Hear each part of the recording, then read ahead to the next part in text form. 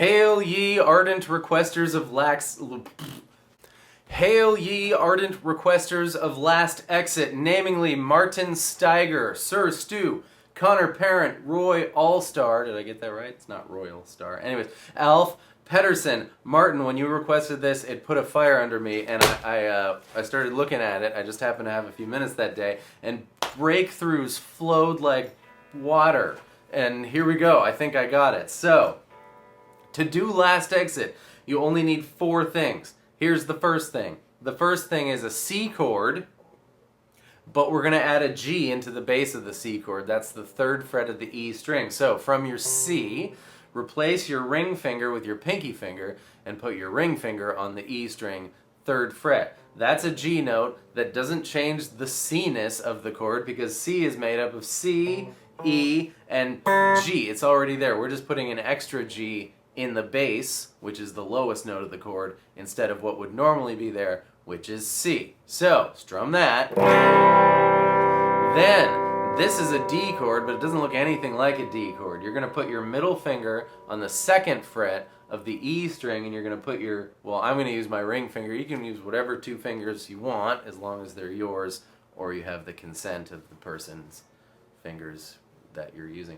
You're going to do the G string 2nd fret and the E string 2nd fret. Now, that's a D with an F sharp in the bass, the better man chord, right? We're just not bothering ourselves with the B string. If we did 2E, 2G, and 3B, that'd be better man.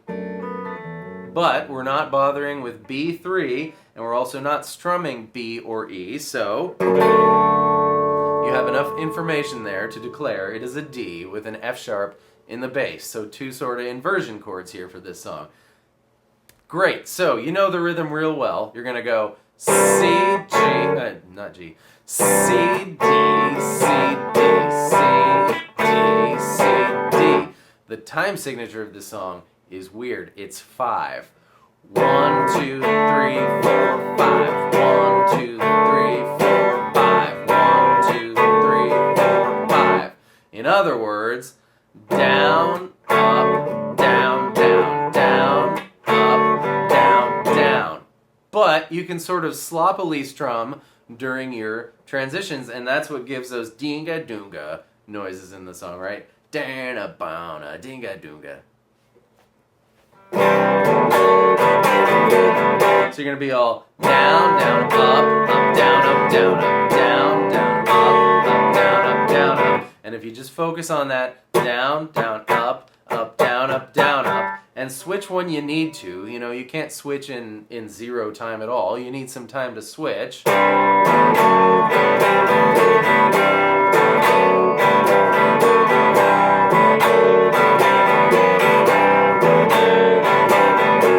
So just, you'll sort of get like the strum before the next chord will be just sort of a sloppy noise, and that's what it's supposed to be for this song.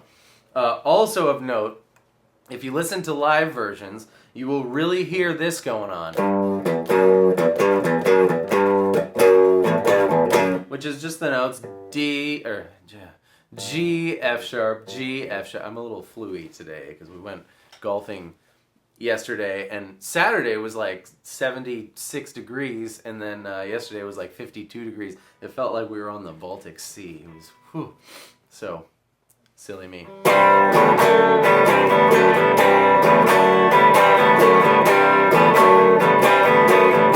But that's, as I was saying, the live versions is a really good clue that Stone is playing this C with a G in the bass rather than just C.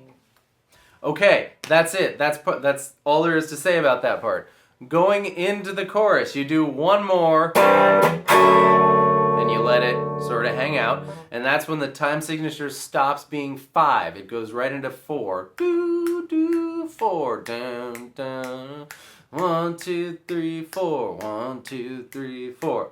And I think there were no good shots of Stone's hand, but there were lots of great shots of Stone from here, so I was able to see sort of where he was. And then with those clues, listening, Mike goes like this. B string, you know, he might do it up here, or he might do it down here, but they're the same notes regardless. So B6, B5, G4, 5, 7.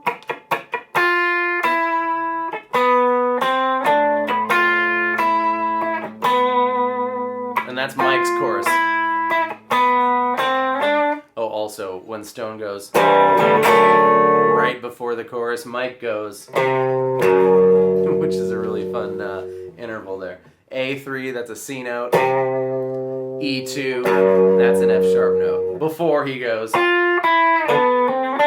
Okay, Stone's part, however, I believe, is F, like baby F, followed by C with an E in the bass. Now, we're just going to play this much of C. So B string, first fret, D string, second fret. The reason I think that is because, first of all, this change here from D3 to D2 is the melody. Whoops. Secondly, you hear the two sort of leady guitar parts interacting, and what you hear there is this. You hear this. Listen for it. You have an F and a C, followed by an E and a C.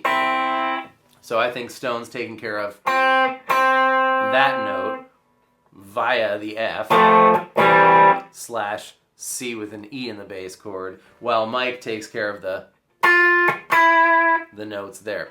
Anyways, so F, most of a C chord there, followed by, Stone always looks really excited when he does this. You're going to do G string, first fret, B string open, then B string, first fret, G string, second fret, and then B string, third fret, G string, fourth fret. So, F, C with an E in the bass. Second time, just E.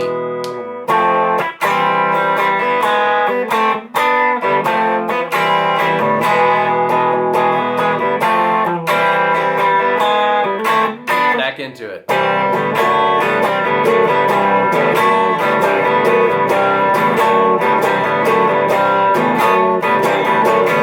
Great. So then we have,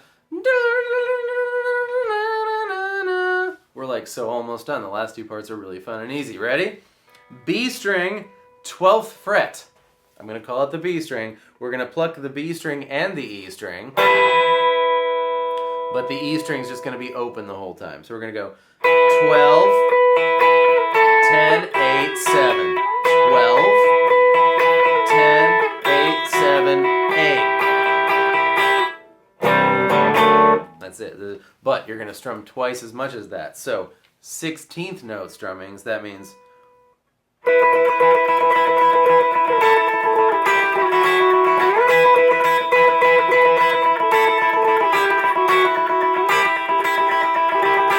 so hold your pick really light and start slow. And you're going to say to yourself, well, you don't have to say to yourself, but the way to count 16th notes is 1 E and a 2 E and a 3 E and a 4 E and a 1 E and a 2 E and the lighter you hold your pick, the easier it will be. Get yourself a metronome. Go this fast first.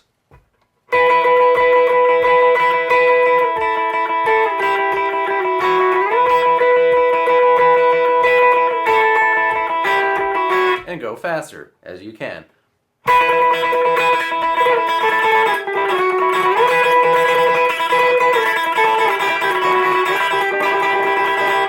Go slower if you have to. Whatever. Or strum half as much like I did when I first showed you. 2 and 3 and 4 and 1 and 2 and 3 and 4 and 1 and 2 and 3 and 4 and that's enjoyable too.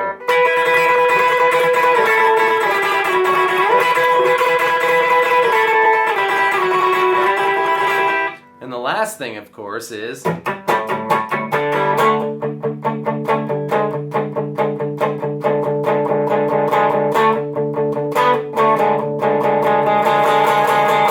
you're going to work on your dynamics here. We got open D string now. Wait, what? That's what I meant to say. Open D string, G string, second fret. And we just want to hear those two notes. Don't strum everything, just strum D and G and give it a little mute down here. Put your hand on the bridge. so that it's muted a bit. It's not. It's. And you also get to mess around with an accent.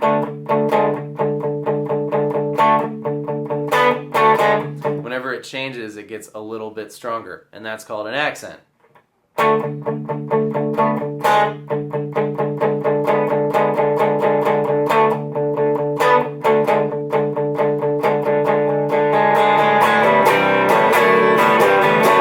So that's G string 2nd fret. Remember, D string is staying open.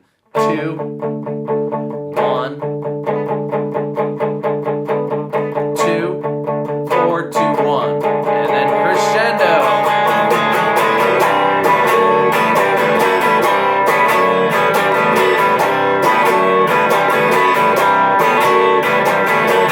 And that's where it ends. It ends on that open strum after the D chord. That's so fun. I